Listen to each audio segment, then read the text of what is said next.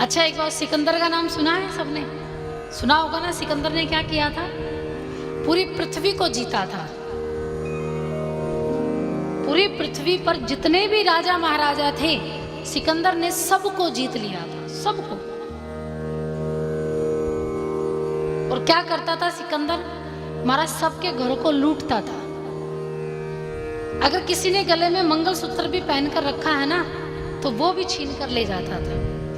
अगर किसी के बच्चे के गले में अगर सोने की चांद सूरज पहनाते हैं ना, पतरी पहनाते हैं गले में, तो बच्चा अगर कोई खेलता आस पड़ोस में या गली में, तो उस बच्चे को ही उठवा लेता था उस छोटी सी चीज के लिए। ये देखो, ऐसा था सिकंदर।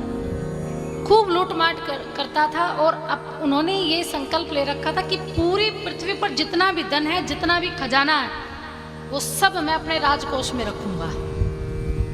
सिकंदर। और वही सिकंदर देखिए, आखिर में मरने के बाद लेकर क्या गया? कुछ लेकर गया? कुछ नहीं लेकर गया। पूरी पृथ्वी को जीता, लेकिन जीतने के बाद भी खाली हाथ गया। घरों में घुस घुस कर नारियों को मारता था, पुरुषों को पीटता था धन के लिए। जो भी थोड़ा बहुत छिपाकर औरतें रखती या थोड़ा बहुत छिपाकर पुरुष रखते अपनी कभी बीमारी के लिए या भविष्य के लिए, तो एक मुद्रा भी नहीं छोड़ता था उनके घर में। खाने के लायक अन्न भी नहीं छोड़ता था। ऐसा सिकंदर था। आप सोच सकते हैं कि कितनी लूटपाट करता होगा। फिर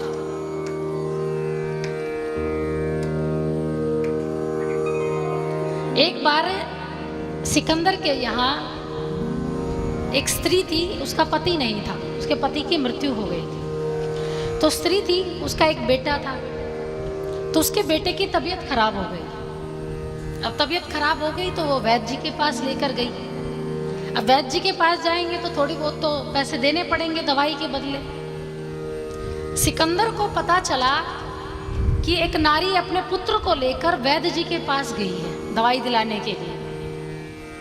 तो सिकंदर दौड़ा दौड़ा उसके पास आया और उससे पूछा कि तुम वैद्य के पास गई थी? बोली हाँ महाराज, मैं वैद्य के पास गई थी। बोले क्यों? बोले मेरे बेटे की तबीयत अचानक बहुत बिगड़ गई और मैं उसे दवाई दिलाने के लिए गई थी। बोले तो पैसे कहाँ से आए तुम्हारे पास?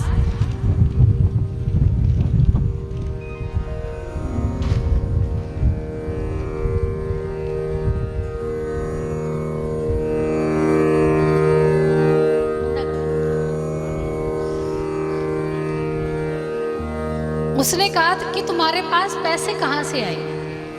तो स्त्री ने कहा कि जो मेरे पति की मृत्यु हो गई थी, तो मेरे पति के मुख में एक सोने का दांत था।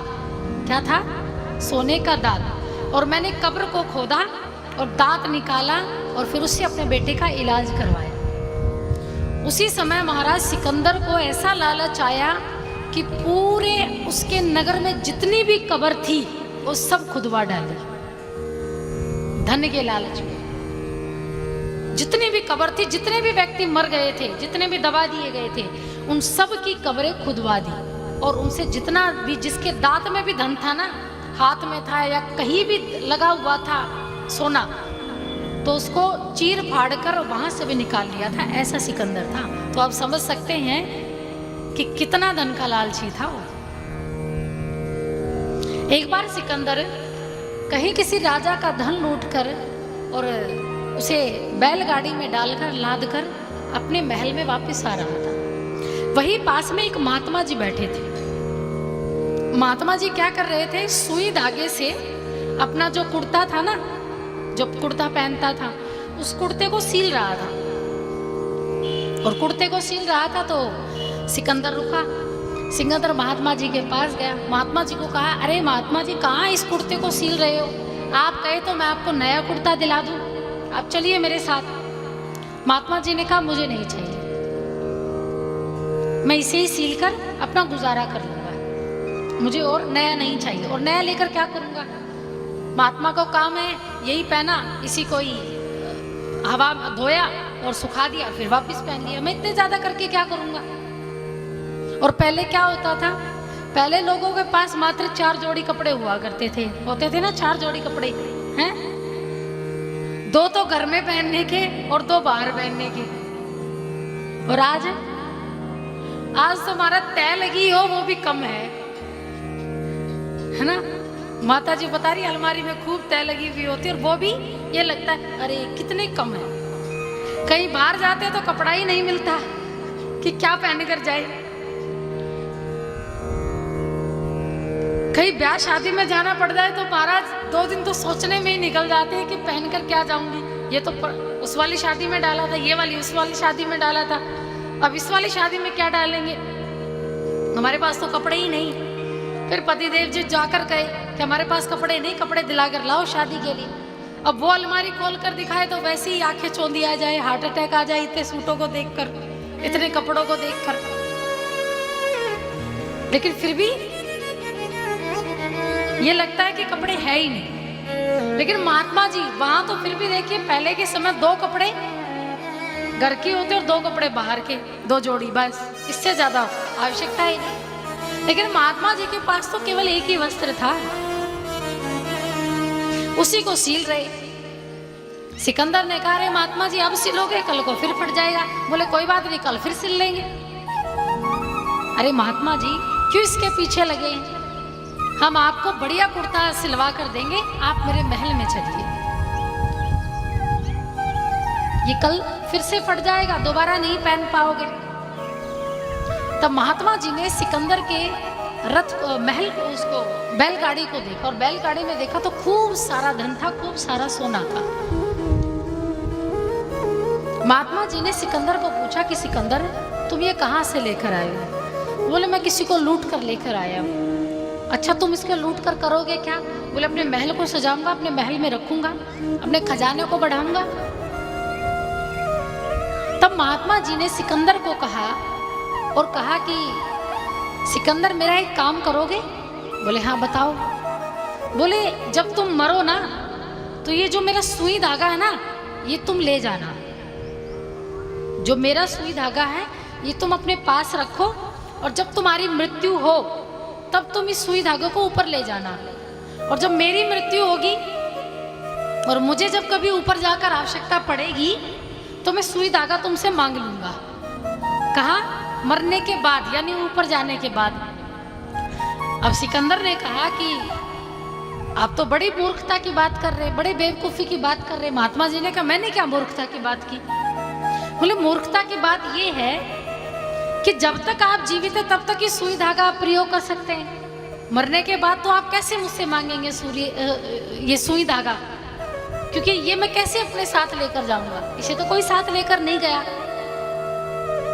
तो महात्मा जी ने कहा यही तो सिकंदर मैं समझाना चाहता हूं कि इतना धन जो तुमने लूटा है, इतनी माताओं के सुहाग को तुमने उजाड़ा है, इतने बच्चों के माता पिता की मृत्यु तुमने की है, जब तुम उस धन को साथ नहीं लेकर जा सकते, इस सुई धागे को साथ नहीं लेकर जा सकते, तो इतने बड़े खजाने को कैसे लेकर जाओगे?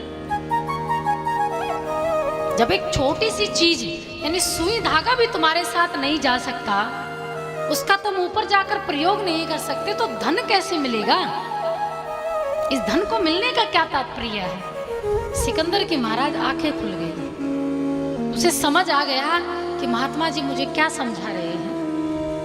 उसी समय सिकंदर ने जितना भी धन दूसरों से लूटा था उस सभी धन को लिया और सभी अपने नगर के गरीबों में बांट दिया। तब सिकंदर को ये बात समझ में आ गई कि व्यक्ति जीते जीतो अपने पास रख सकता है, उपभोग कर सकता है, लेकिन मृत्यु के बाद उसे अपने साथ लेकर नहीं जा सकता।